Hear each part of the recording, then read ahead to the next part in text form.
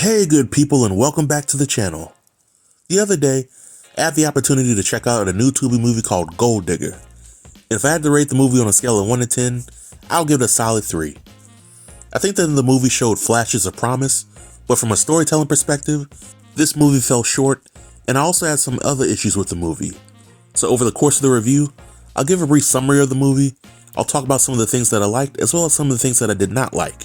So without any further delay, let's jump right in. The movie Gold Digga primarily follows the character Maxine. Maxine is a gold digger on steroids.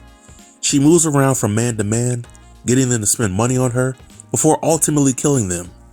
Why Maxine was never arrested despite being on the run from the police, I'll never know. But Maxine's crime spree ultimately comes to an end when she meets a man named Gerald and his wife Dana. And the movie ends in a typical predictable fashion. So right off the bat, I gave this movie a rating of 3 out of 10, which is one of the lowest ratings I've ever given a Tubi movie. And because of that, I want to use this review to offer constructive criticism and not take any shots towards the movie or the actors or anybody involved in the production. Now, there were a few things that I liked about the movie. I was a huge fan of the movie's pacing. The runtime for the movie is a little over an hour long, and I believe that the story that was told completely fit within the runtime without the movie feeling like it was slow at any point. I think that the actors in the movie did a good job given what they had to work with. I think that the actors that played the characters Maxine and Dana showed a nice range throughout their respective performances, and I look forward to seeing them in future movies. And lastly, I like the story that the movie attempted to convey. Anytime someone makes a cautionary tale about cheating into a movie, I'm all for it. But there were several things that I did not like about the movie. The first thing was the missed opportunity with Maxine and her backstory. In this movie, Maxine is a cold-blooded killer, a psychopath, and a gold digger all wrapped into one person. But when it came to finding out what drove Maxine into this lifestyle, we as the audience are given one scene that shows Maxine as a child getting pimped out by her mother in exchange for the rent money. In my opinion, this was an excellent first step towards showing Maxine as a complex character who was a victim herself. But we as the viewing audience don't get any additional flashbacks or explanations that tell us why Maxine is the way that she is. And as I stated earlier, this was a missed opportunity. The next issue that I had with the movie was with the character Gerald. During Gerald's first 5 to 10 minutes in the movie, he came off as very intelligent and perceptive when it came to his duty to his wife and how some women would try to get him to cheat on her. However, when Maxine comes into the picture, Gerald's perception and willpower became non-existent, and Gerald becomes, for lack of a better term, an idiot. Gerald cheats on Dana with Maxine on several occasions, and he even kisses Maxine and holds hands with her in a public space and in broad daylight. Gerald lies to Dana about his whereabouts and about money that he spends on Maxine, and for me, getting a proper explanation for Gerald's cheating would have went a long way.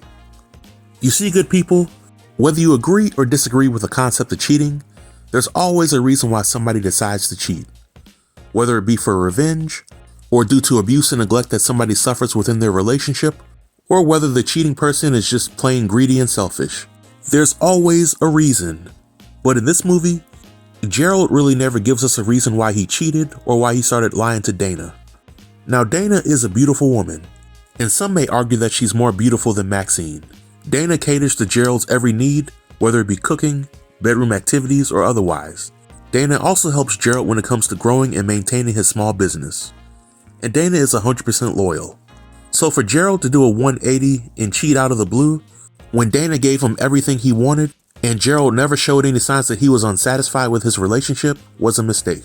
I think that if Gerald was unsatisfied in the slightest bit, then this story would have made somewhat more sense.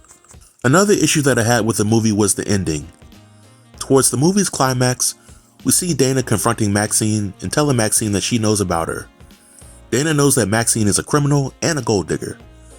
I'm sure that in Dana's research, she learned that Maxine was on the run for a murder charge. So the million-dollar question is, why didn't Dana get the ultimate revenge by tipping off the cops about Maxine's whereabouts? Because doing so would have prevented Maxine from killing Tony, killing Gerald, and trying to kill Dana. But Dana fails to do so, and we get an ending where Maxine and Dana have a showdown, and Dana gets the better of Maxine. In this ending, we don't 100% know Gerald's fate. I mean, he was stabbed in the back, and it looked like he was headed to the upper room. But if he died, how would that impact Dana's life? If Gerald survived, how would he learn from this incident? How was Dana impacted after learning that Tony got killed? So many questions. But my last issue with the movie was the sex scenes and any scene that showed potential nudity. Now, I've been consistent when I say that I have an issue with any movie that has a ton of adult-oriented scenes and the characters are going out of their way to cover up the nudity. This never happens during a real-life hot and heavy time. So to see it happen several times in a movie makes me take it less serious. And don't get me wrong, none of these movies need to have sex scenes in them. But if you're going to have them, then try to make them look realistic. Nevertheless, these are my thoughts about the movie, and if you're thinking about seeing the movie, then you should check it out and judge it for yourself. Sadly, this movie is not on my recommendation list, but this marks the end of my review. If you have any comments related to the review or the movie, feel free to leave them below in the comment section, and I'll be sure to reply to everybody. Until next time, stay tuned and stay safe. Peace.